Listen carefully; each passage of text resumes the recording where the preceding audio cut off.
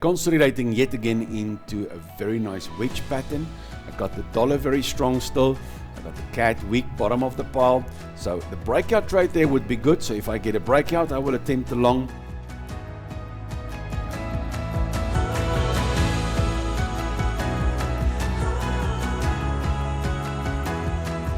Hi everyone and welcome back to another trading day. It's Friday 13 September 2024. Today I'll be trading long on the dollar, the pound and the yen, and short on the CAD, the Swiss and the New Zealand dollar.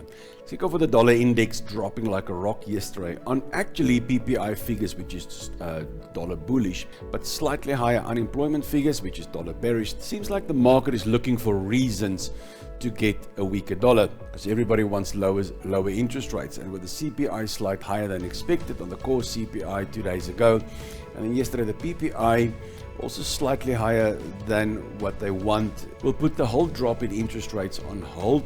But I don't think it will be on hold. It's just there was an expectation of a potential 50 basis points drop, and now I think it's only going to be definitely the 25, which is expected by the market. But I get the feeling the market is looking for reasons to get a weaker dollar because we need a weaker dollar to get lower interest rates. So dropping like a rock, gapping last night. Now we're still in this triangle, still the consolidation, but at least the market rejecting those highs there again. The coup de grace would now be down here. If we hit here and we bounce again, that means we're going to go into a sideways range, or this could turn into a bottom reversal. However, if we can break down out, then we will see the next level coming up. So that'll be clear-cut direction for us for a week or two or three, which we can stay dollar short. Then moving to gold, we got a lovely trade in gold open. Quite surprised that it broke up yesterday on the strong dollar.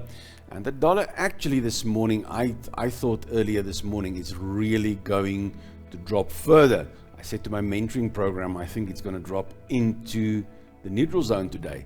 And it's really still going up, and gold going up.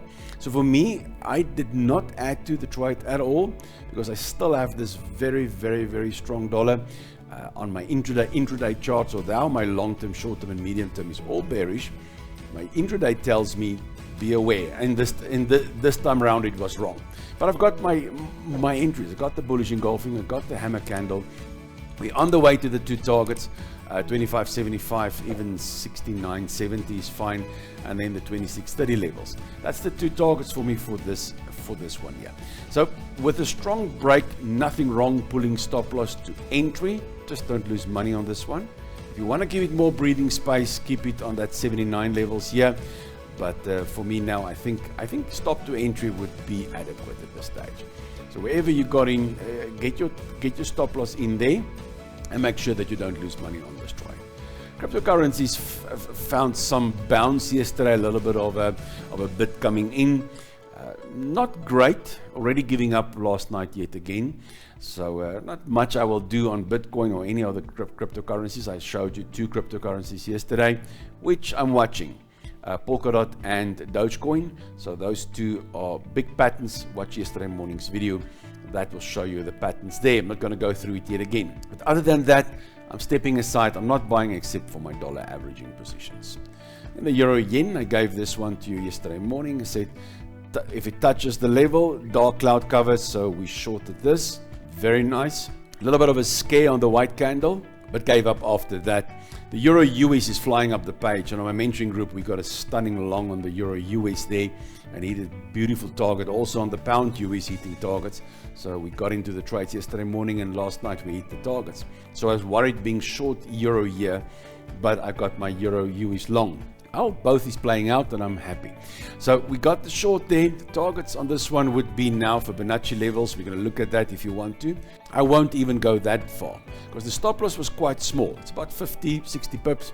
And down here, we got a 1 to 2 risk reward. So I think for all practical purposes, you can use the Fibonacci levels if you want to. But I think these lows should be a target for us to get out of this trade. If it gets close, pull stop loss to entry. Before we continue, thank you for today's sponsor again, Incasu. When your business needs a reporting platform to improve the quality and speed of making decisions, consider Insight BI, a seamless add-on for reporting and business intelligence. Insight BI is an all-in-one, cloud-based 24/7 reporting solution. For more info, check out the link in the description. Pound yen also gave an entry, also a dark cloud cover, tested. I gave this one to you yesterday morning. Tested, dark cloud cover, also giving you the entry layer. Scary stuff. Reversing now. Stop loss size on this one was about 70, 80 or so. Down to these lows is more than enough to get some great positions. You can even go a little bit higher than that. Let's look in the history. See, in the history there, it's not much that would help us except for that level there. That's why I was thinking of putting it there at first. So if you have that risk there, you've got about 150 here, and your stop loss there was about 1890. So it's just below 1 to 1.5, and that's why I've settled rather on the level a little bit lower. So picking it up just before these low spike here, that will be a great target for this trade.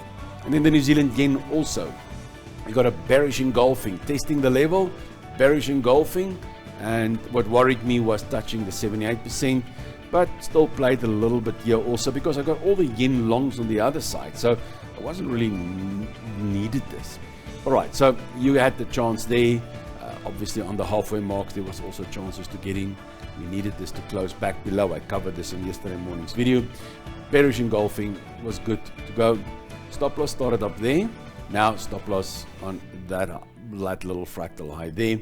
So the risk on this trade here on the worst entry was about 70, 80, and down there you can see it's 100, so it's not that good. So we have to move to new lows on Fibonacci and say, all right, that's the swing there, and then use that 1.27 and 1.618 levels. That should be good enough on the 1.27 for a nice target. That gives you about a 170 reward for 70 risk. So that's a 1 to 2 risk reward. If you look at the history, not much help there in the history, but there was a little bit of support coming in there. But that's good enough. That's a 1 to 2 risk reward, and that's what I will do. And then for today, the US CAD consolidating yet again into a very nice wedge pattern. I got the dollar very strong still. I got the CAD weak, bottom of the pile. So the breakout trade there would be good. So if I get a breakout, I will attempt a long, and a retest and a counter reversal, I will then add to the trade and try to get some more position there. Once I got the entry, I'll work on the targets, but most likely it will be this swing here from there to there, using the Fibonacci levels of 1.27 and 1.618 as targets.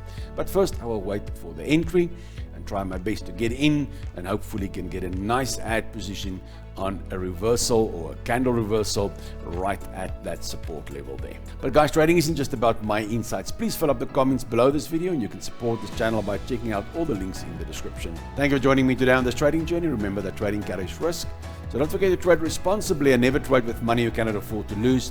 Can't wait to see you in my next video. Until then, trade well.